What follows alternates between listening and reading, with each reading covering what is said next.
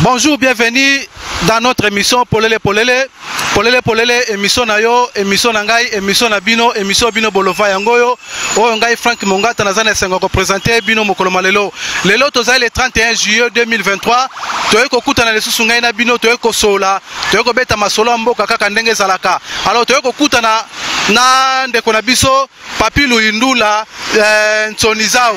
Yende to kutana yende to beta masolo na ye. Avant qu'il na pese maloba, avant qu'il na benga kota na plateau na biso, nazo kena ko saluer chef de l'état. Nazo kende ko pesa mbote esika zali na ba initiative na makambo kitoko sana mboka na biso auta ko monter biso usine ya Mercedes to mona ki on limité to auti ko sala biso lisusu francophonie bino mo bozolanda bino mo bomona bilili ndenge makambo zotamla na mboka na biso kala mingi te ako inaugurer lisusu usine ya montage ya General Motor na mboka na biso Kongo. En tout cas aza tata moko bien, aza tata moko ya malamu ezola ksapenda ke no aza de père et de mère. Fachi Beton o ngana koma ko benga Mukwantombolo fils de l'homme. Yendi nazo pesa mbote mingi na pesa mbote mingi na mama Denise. Na pesa mbote mingi na mama Denise na fondation na mama Denise na pesa bango mbote mingi na pesa mbote mingi na Mami Chala. Mami Chala ye azali sera motema azande kwa mwasi to uti ne musika poto koma le na pesa mbote mingi sika za na ngiringira na balabala Kingabwa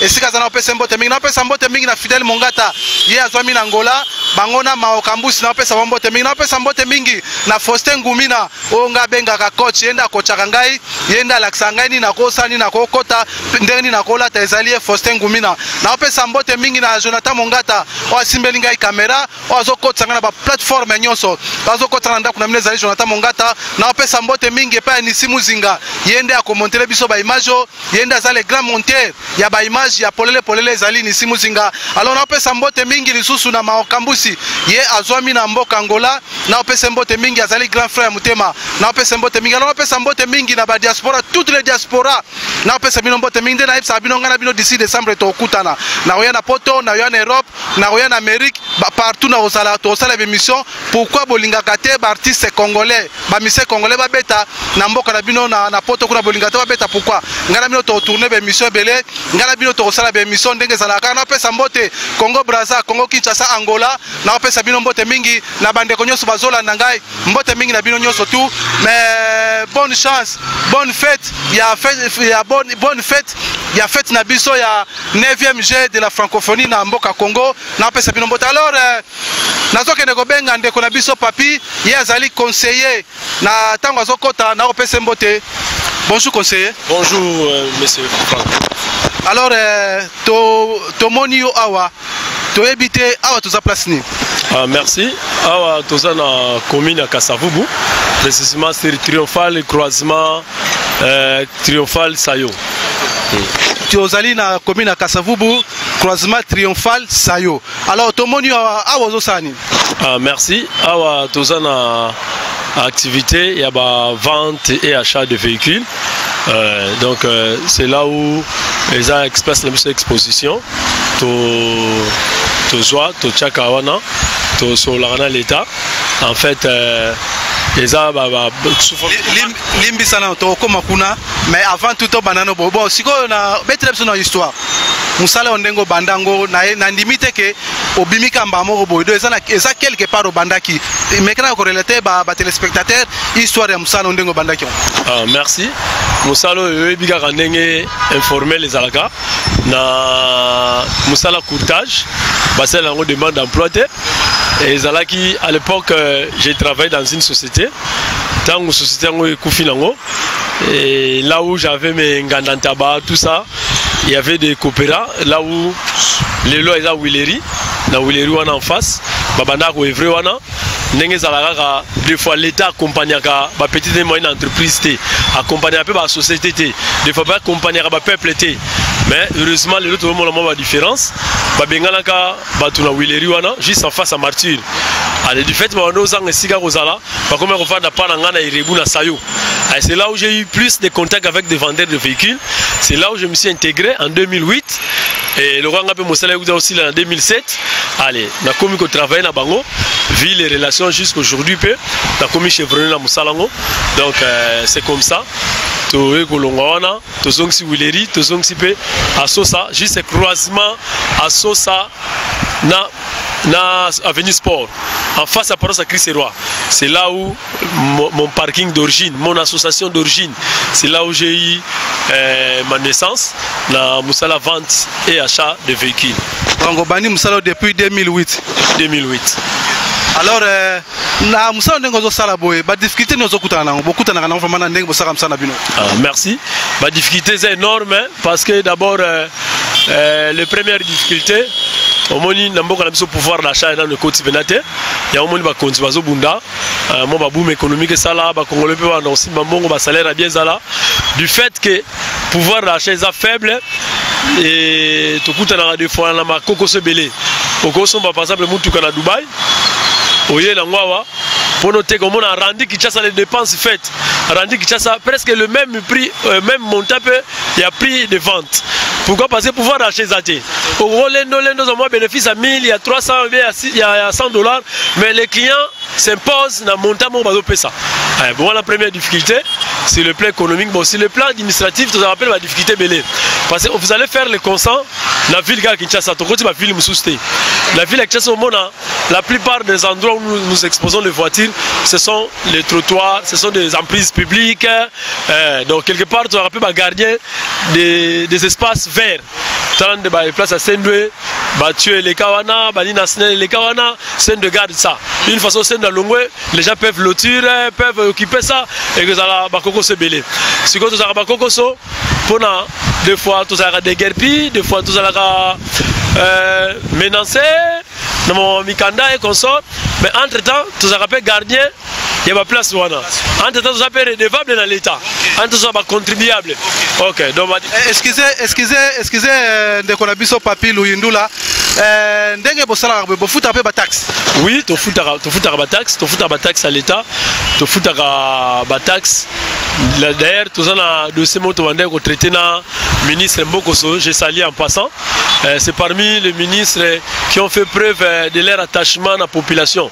Bien sûr, Mboka Moba Koko Sezali, mais nous de notre côté, vraiment coup de chapeau. Il y a une période, la période à grand frère Nabiso, Excellence Godard Montemona, va incorporer Biso dans la petite et moyenne entreprise, l'association, il y a vente de véhicules. Mais Balongo, les Biso, comme le ministère des Transports. Donc là, nous dépendons du ministère des Transports. Donc le ministère des Titres Nabiso est Mbokoso, et le ministère des Transports provincial. Donc notre ministre, c'est le ministre Mbokoso. Or, en réalité, nous ne faisons pas les transports. Nous donnons les engins aux transporteurs, mais nous ne sommes pas des transporteurs. Nous ne sommes pas des transporteurs. Mais, dans le Parlement, comme déjà, dans le ministère, il y a transport. Et il y a des difficultés. Mais le ministre a fait preuve de son amour envers la population. Et on a fait des réunions, des ateliers en atelier, il nous a écoutés. Il y avait des taxes exorbitantes qu'on nous avait données, qu'on sort. Allez, les lots, grâce à ministre, le lingue Makambezo qui est là, tout ça moi un peu allégé. Mais tout ça redevable de foutre la taxe à l'État, l'exposition, au niveau municipalité, au niveau gouvernorat. Alors, bandeko téléspectateurs au Bozolanda, ye azali Papi Luyindula Ntsonizao, aza conseiller na kati ya comité national de revendeurs de véhicules na mboka na biso Congo. Ye aza conseiller kuna yende to sola na. Alors ndeko Papi, tolingi toyeba pona tomone dernièrement ba bengani batu na balabala. Babengani batu ezalaki Jantiningo bila basangani na nani policier na biso nani général Kasongo babengana batu na balabala mais bino babengani bito bozali lingi olobani expliquer na biso pourquoi babengana bino te. Merci. Kobengana mona ba kondiwana, les autorités ont pleinement raison parce que les entreprises publiques doivent être propres et présentables. OK. Il y a de ceux-là d'abord il y a des gens qui sont sur l'emprise publique, soigner un côté, la propriété et puis la position parfois mabé. Ils créent des embouteillages, ils mettent de la saleté, tout ça. Allez, c'est ce qui fait que au moins mais sous ce documenté. Ils n'ont pas demandé l'autorisation à l'État. Or, l'État fait pesa yo le tomo pour la cause en prise publique, pour la cause espace vert, pour la cause balabala à l'État, pour l'occuper yango. Peu importe l'activité ou bien Moussala ou là, mais faut l'État pesa yo nzela. So mo biso to tikali parfois ba mo ba konzi ba sala ke étude, batali ba grand acteur nini, ba ko ndeto moni ba mega ko assainir université, ba mega ko assainir université, mais de toute façon, les habitants il faut ça là parce que tant où l'État zo bengana faut à pallier peu na problème parce que la population ne vient pas en vain dans la place wana.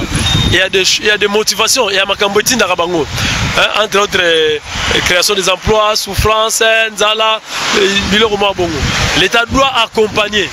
Et le rabiso se déplorera parce qu'il y a nos parkings, nos associations qui sont victimes, bazala des guerpis, dans le niveau il y a université, mais les continuent aussi bazan à faute. Mais façon que ça les landais, fallait nous associer, fallait faire les études sur le ngoli afoko tabe.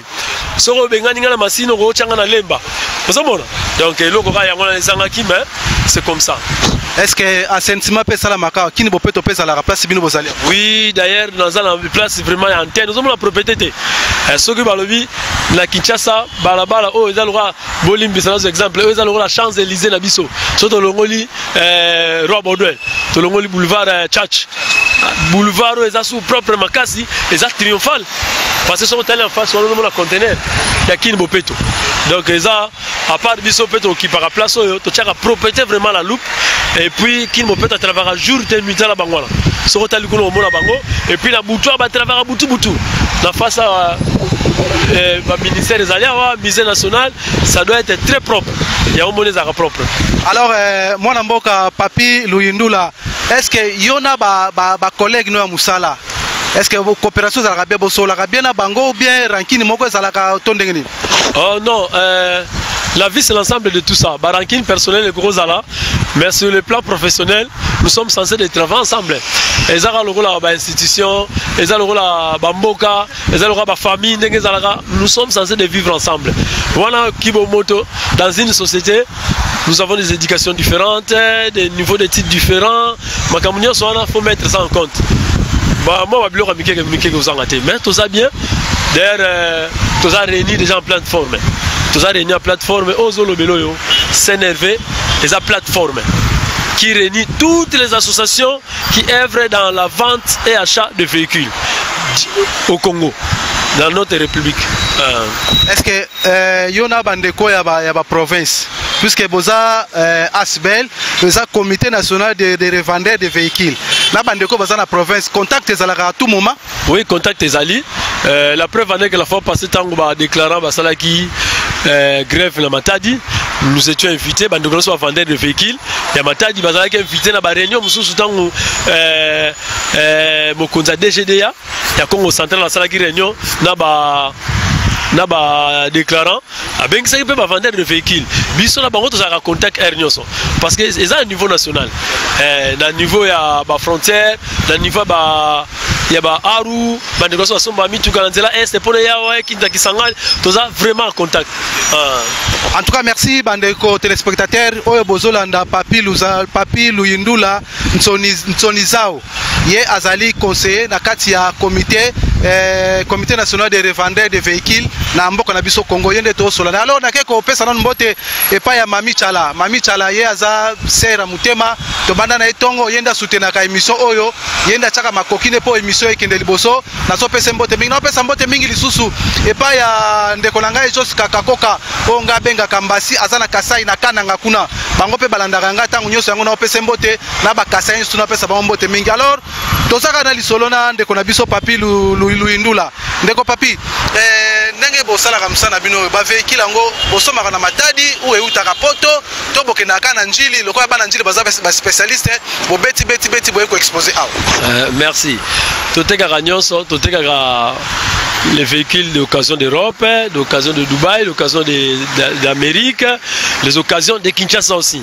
Prenons l'exemple, au temps 6 mois, aussi difficulté, je viens, j'achète.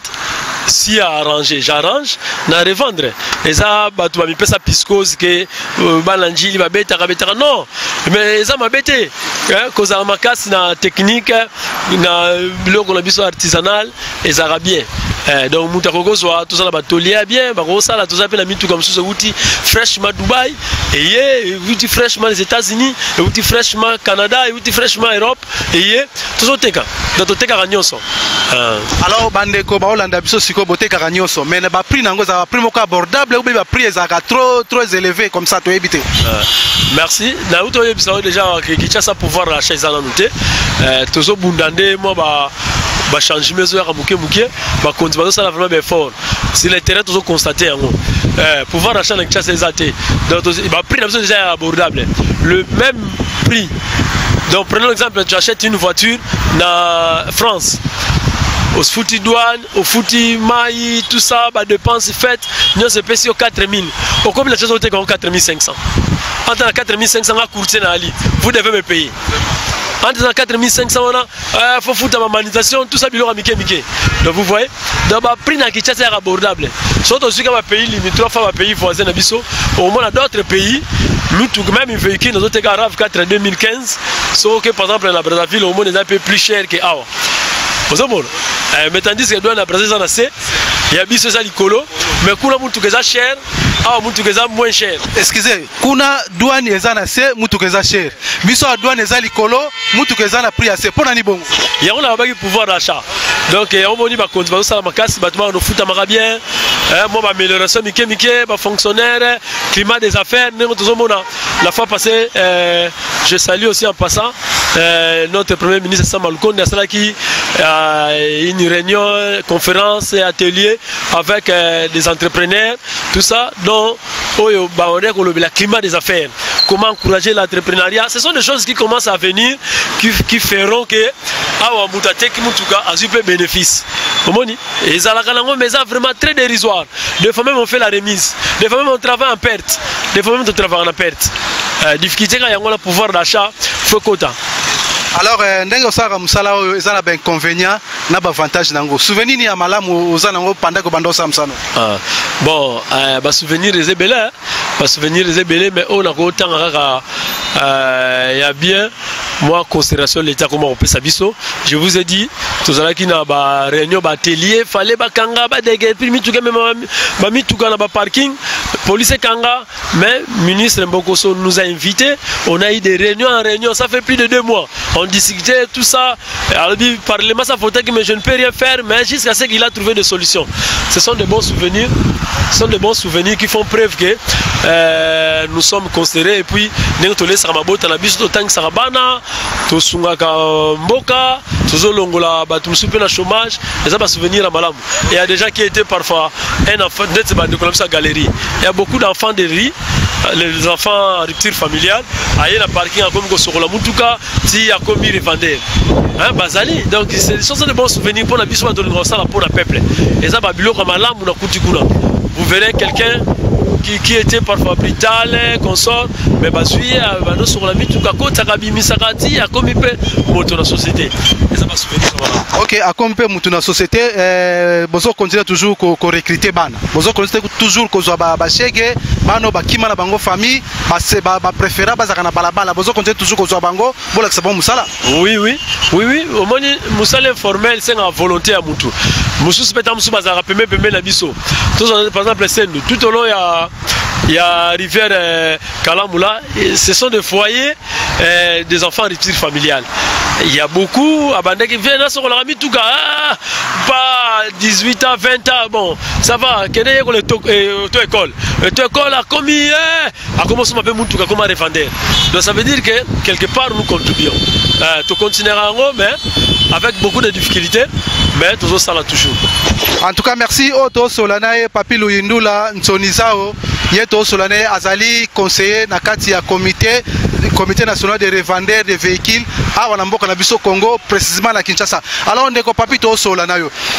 oza congolais oza kinois ovandaka na Kinshasa oyebi ba réalité Kinshasa alors toza na insécurité tokota na biso na mozindo te mais toza na insécurité na est dernièrement ba Rwandais bakotelaki biso ba mekai ko sala moi désordre mais armée congolaise telle mesa très forte et repousser bango bon awa lisusu na Kinshasa ba mobondo na Congo na Maindombe ba mobondo bazo menacer toujours na Kinshasa ba kinapine ba swege ba kuluna bazo sala biso saccage yo lobi nini po moni ndenge nini merci eza eloko moko ya esengote eza pasi que sécurité za mboka congolais ya mesana kimia congolais mesana congolais za moyambi congolais za mutaboboto ba machette ba poison ba brutalité ezaki bilia na bisote biso bilia na biso yaki bomoko ndenge kondo Kasavubu kondo Mobutu batikila biso unité nationale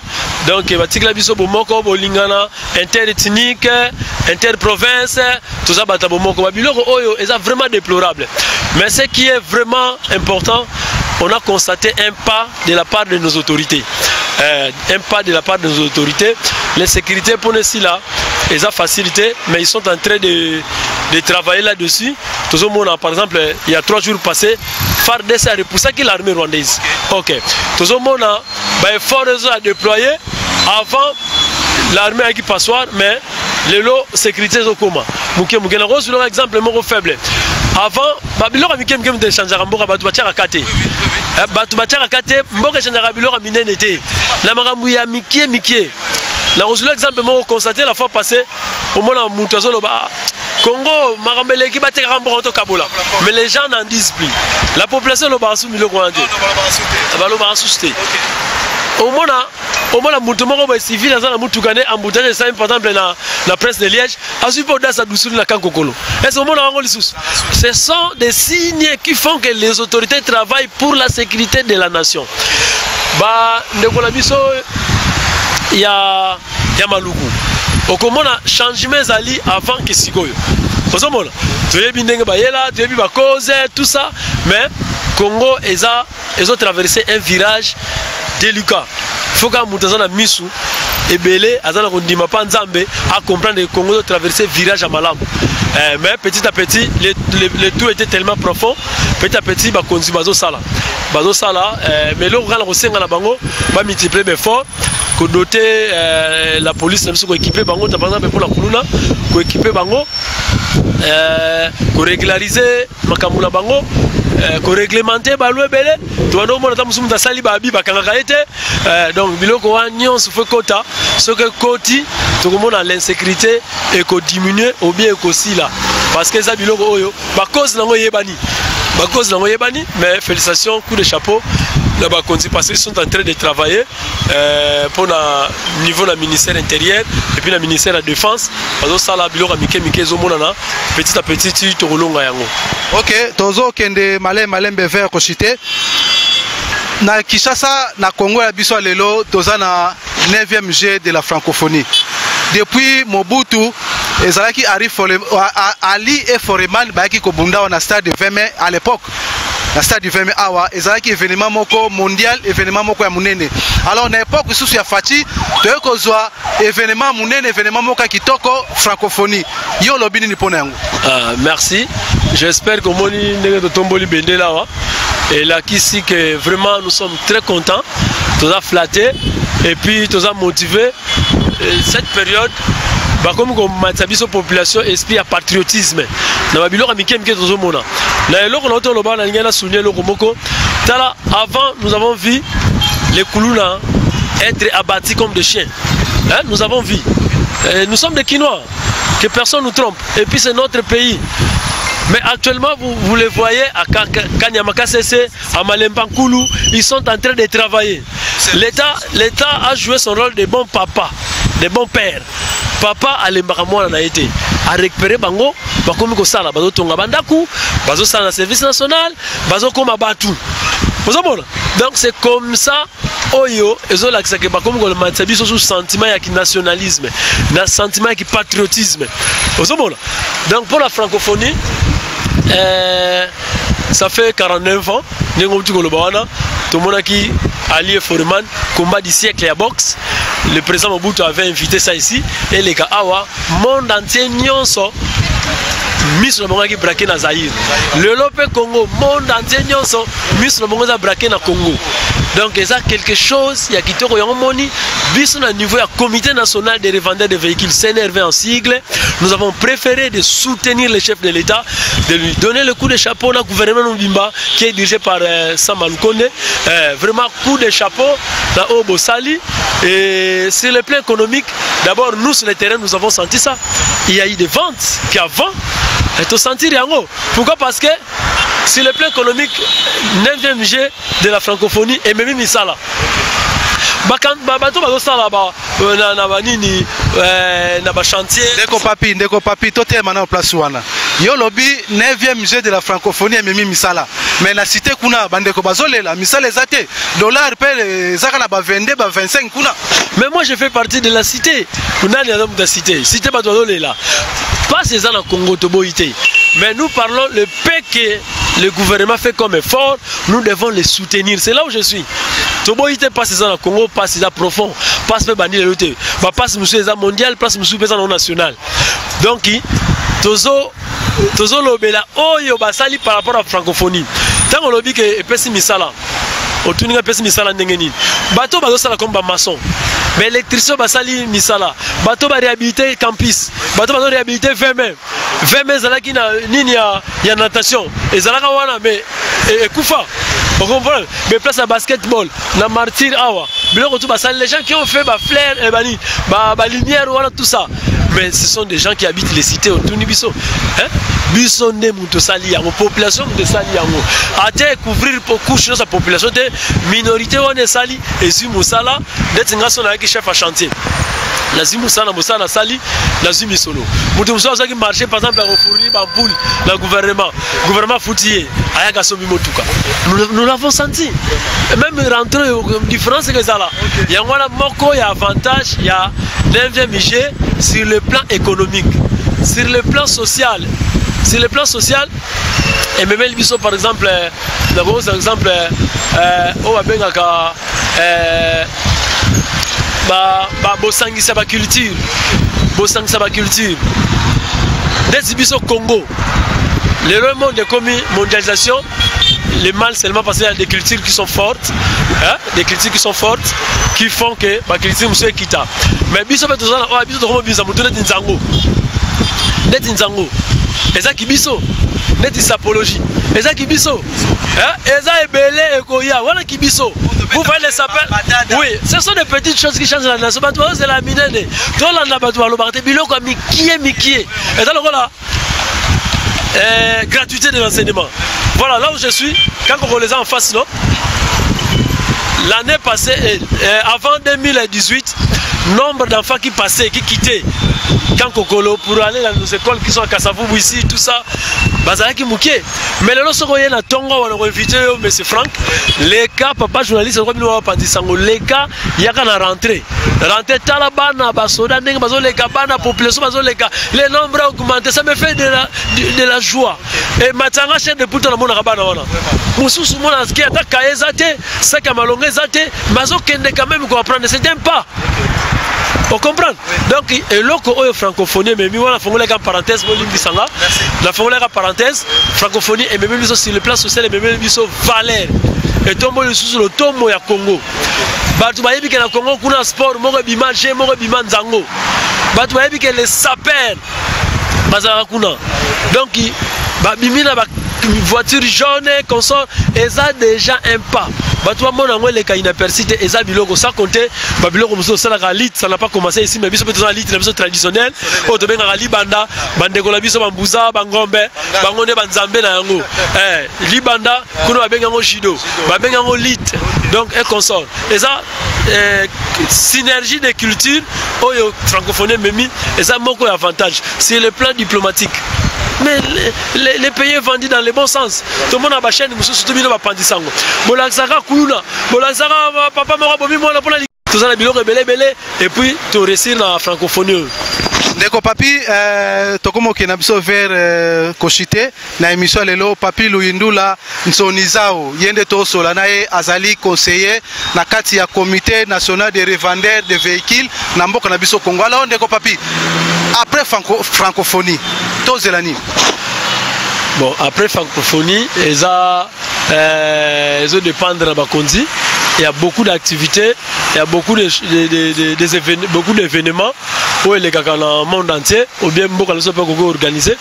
Bangonde baroyeba, mais ceux qui idées allaient te manquer que soutenir, bon passer Bakonzi, ba diriger bangomoto, ba diriger la population.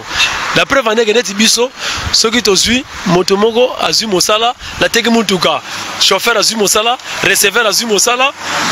Tous ont soutenir Mboka. Donc Bango, Baroye, Banin, Barosala, mais ceux qui y canissent, les bateaux ont contacté Bango. Donc c'est comme ça. Alors, Bandeko Baolanda Biso par-ci par-là. Pour na ba mituka muso azana posa somba mutuka mais azuiba aebite ndeni akoko banda ko ya ko somba muso pa ko zana mombongo moko muke abinona kende ko somba na pesa na compte les restes na ko baksa après na ebite moi liloba na bande ko nyoso wana. Merci toujours souhaiter bango les bienvenus ba ya ko somba pa na biso ba ko mbongo pa ba na mboka toza ko débrier les associations toza sabit ligatif mais na kati na biso batu basala rapport ko lesa mabota na bango. Donc, ceux qui mutu azana posa osomba mutuka, bawenze nyonso ya Congo, bawenze nyonso ya Kinshasa, boyebi wa place. Boyebi wa place. Ceux qui ok na ville, ba place ezali, oye na Kauka, ba place na Kalamu ba place ali, na Kasavu ba place ali, na Bandal, na Mongafula, ba parking nyonso mona exposition qui sont régis par l'État, qui sont répertoriés par l'État et puis régis à niveau à CNRV comité national des revendeurs de véhicules, boke ndaka na bango, po ezali ozo misalisa. Nyonso to sala rapport na mboka, to misala sarande biso moko. Merci. Alors bureau na binoza pia comité national des revendeurs de véhicules. Siège social na biso ya exposition ezana Sendwe croisement avenue Sendwe na Bokassa bureau na biso ezana Bandali na Dibamboma na juste na kwa ya Ingawana bureau na biso. Alors to comme na biso na suka nini oyo olingaki koloba metoposer aux questions na ngote. Bon eza ebele mais loko na koko senga kaka ngoko senga na lezo senga plus na bakonzi ba prêter biso main forte ba prêter biso main forte pour na toza ba contribuable toza ba moko bazo salake ba tubazo misala pe banda ko vivre pour la diminuer par exemple mambo kuluna ba tenir compte na biso na makambu nyonso faut ba tenir compte na biso donc loko na koko senga yangwana et puis coup de chapeau na chef de l'État pour na ja francophonie et puis loko ya tiro yango ya loko ya tiro yango yo tala yo mopandisango et attiré yo combien de bapaya oyo francophonie a attiré et puis image à Congo comme qui kolala et bandi côté les mapé kolamuka donc yangwana et loko vraiment pour la ressource ça ba continuer biso bo travailler pour na binote pour na biso yango ba ndimbola banda qui c'est comme dia ko monana donc to pesi bango longonya et puis bah félicitations. En tout cas merci ndeko papi Luyindula Nsonizao to peso merci na ndengo ndimaki invitation na biso mokwale. Merci papa Frank na yo pe na chaîne ino mobimba et puis na batonyo so travailler na bango ba héros dans l'ombre ba caméraman bureau na bino tout ça to pesi batonyo mbote pe ba congolais nyonso mbote pe merci pour la ndenge boyambi francophonie kitoko na mboka na biso. En tout cas merci to okutana ngano prochainement. Merci. Alors bande ko téléspectateurs to comme na biso na suka émission ko lelo na sima caméra ezalaki Jonathan Mongata na montage ni Simu Zinga ngai moko présentateur na bino Frank Mongata na bosani ko tukwe sabino le 11 septembre eza anniversaire na ngai anniversaire ya présentateur na bino le 11 septembre 2023 eza anniversaire na alors na ozela ba cadeau na ozela ba souhait na bino e ko sala nga bien osanga kitoko mingi alors na opesa merci na Mami Chala ye azwamika na Kasavu na ngiringiri na balabala Kingabwa place ya azwami na opesa Fidèle Mongata merci na opesa Faustin Ngobila na opesa Maokambusi bandeko nyonso ba diaspora toutes les diaspora opesa bino merci pour na soutien na bino na opesa merci particulièrement et pas ya Serge Yema ya zomi les États-Unis alandaka pe émission na OPC merci na OPC mbote mingi sika zali na OPC mbote mingi na ba Congolais Congo Kinshasa Congo Brazza Angola biso tozali kaka bana tata moko mama moko en tout cas na OPC bino merci mingi ngala bino tokutani mbala sima na prochainement et puis na prochain numéro ciao.